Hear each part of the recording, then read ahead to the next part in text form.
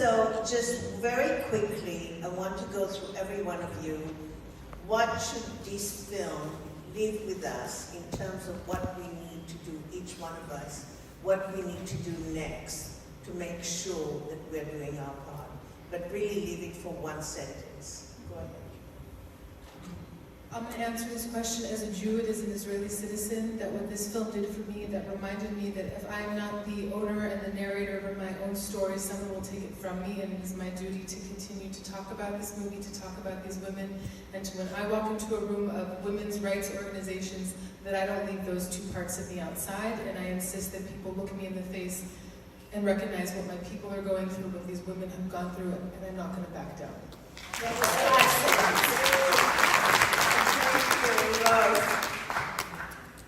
Well, I think everybody in this room can play a role.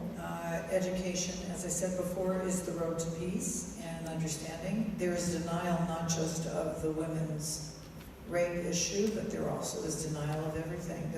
The posters being taken down, the whole experience, the whole Jewish-Israeli experience. So you have a role. You can educate, you can post, you can repost, and if you're on social media, if not, you can write a letter to the editor, you can pick up a pen, you can put your hands on this, you can make sure that every single one of your friends sees this film and other films that are relevant.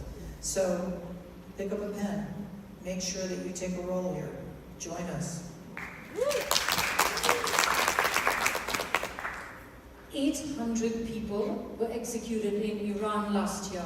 That's what the UN Repertoire told us last week on the Hill. Just for saying what they believe in, for not wearing a hijab or a dupatta or whatever. 800 people were executed. 2,000. Why? 2,000. If they're saying 800, it might be 2,000. Why is there selective outrage? Why didn't people speak up for Mahsa Amini, who had the courage to do what she believed in? Why aren't we talking about the Uyghur women who just had a conference in New York and said, listen to us, we are also Muslim and we're hurting. Why don't we talk about Rohingya women? Do you know, thousands and thousands of them were raped. They are still trafficked and sent to all parts of Asia, but we are just concerned with Israel.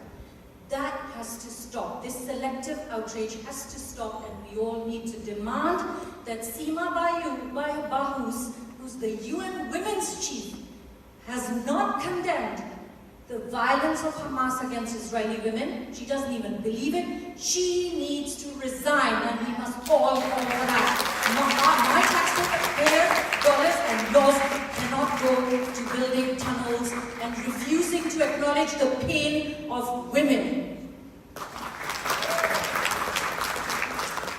I'll keep it short. I think Yeah, please, everybody. we need a political and civic engagement home for Muslim Americans that are not anti-Semitic, that are not with the grievance narrative, and that are a counter to CARE and ISNA and ICNA. What's sitting in Washington, D.C. today is a danger. The Muslim-Jewish relations, the history of them in the United States has always been on caveats, and that was on Zionism and the existence of Israel. And so we need to change that. So we need a seat at the table, and we need to be in Washington, D.C.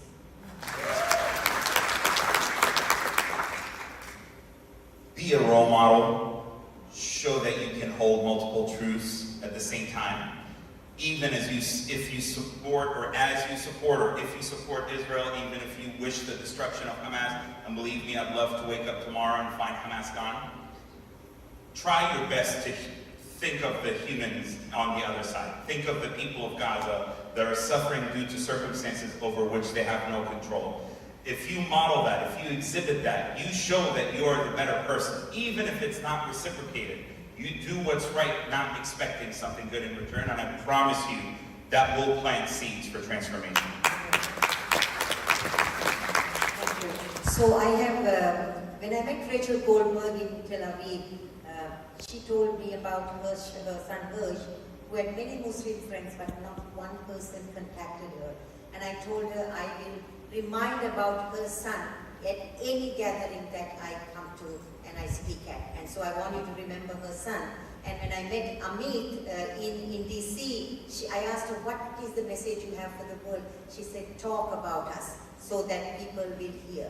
And my request to you is, there are 650 million Muslims in South Asia. Don't forget that. Don't let the Arab voices take hold of the narratives. So yes, yes, please.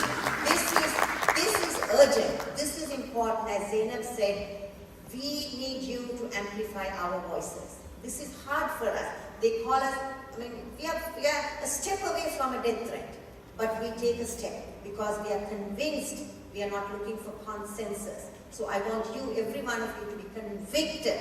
Don't look for consensus. Do something. Amplify Muslim women's voices who are from South Asia in particular. Thank you.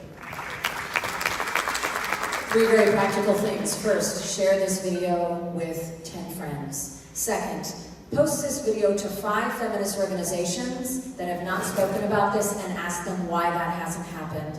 Third, follow every single organization represented up on this panel that is fighting against global gendered violence. Well, last in the alphabet, Zipperstein, last word. 2 quick things. 1, demand of your elected representatives that every public school teacher from kindergarten to the UC system be required to watch this film before the school year starts again in September. Number 1. Number 2, let's express our appreciation to our Muslim sisters and brother who displayed incredible courage tonight. Thank you, everybody, so much. Thank you, Rabbi Baron. Thank you, everybody, and every one of you is so precious. The one thing that I have to leave you with is life is precious for all of us. There are desserts outside and everybody can socialize. I know how hard it's been to watch this film. And I hope all of you are not leaving right now because we are having a panel of people that have a lot to say about what you've just seen and the impact on this community, on the entire world, on Israel, and on Gaza, the Muslim world, and everyone. And most important, all women. With me now is an eyewitness. You saw him in the film. He's somebody who's been working for Zaka for many years. And he was the first responder to these brutalities. We asked him to come here tonight to speak to you and to tell you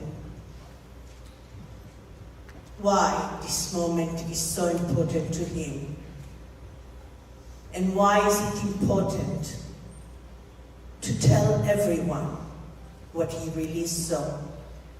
This is somebody who's dedicated 30 years of his life to rescuing, and even he was silenced with such shock at what he saw and what he experienced. Please welcome Simcha Gunnerman.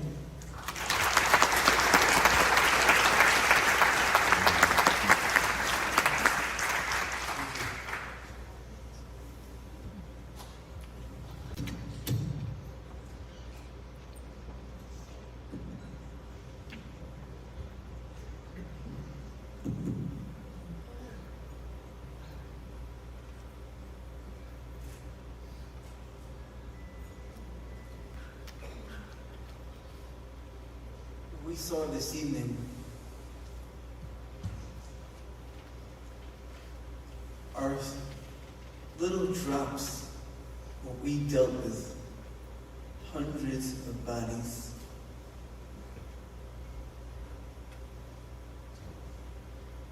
Understanding what these women went through, moments of horrific situation, the minutes of life.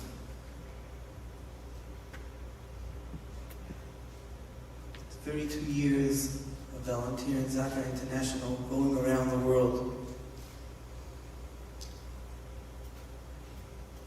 rescuing people in hard situations after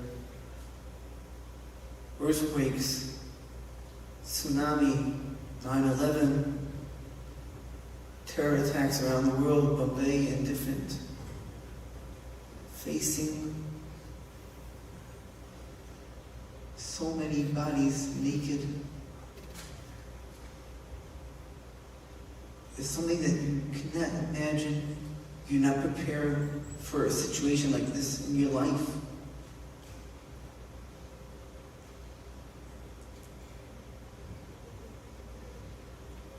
Dealing with the situation, seeing what they went through,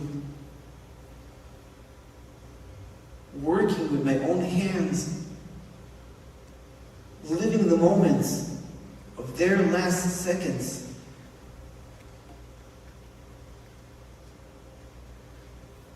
I am the testimony. I am the alive testimony standing before you, before the world, speaking for them. I am the number after this Holocaust.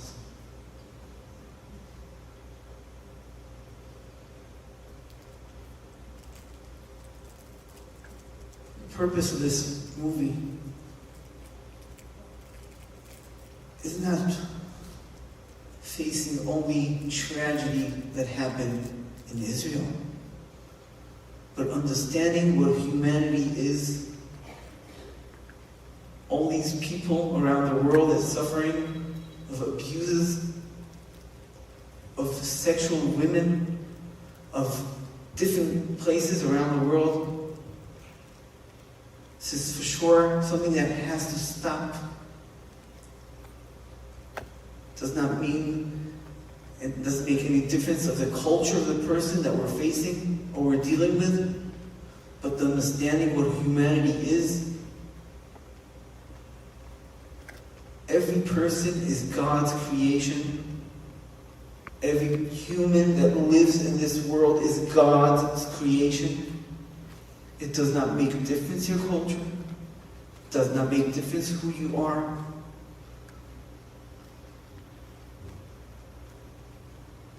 But as we stand here, we have to make sure that it never happens again. We have to shout. We have to scream. We have to do whatever is possible that it should never happen, ever, around the world. We have to understand that humanity is number one of life, of caring one for each other. And peace around the world will be peace in our houses, in our families, in our generation to come. Thank you.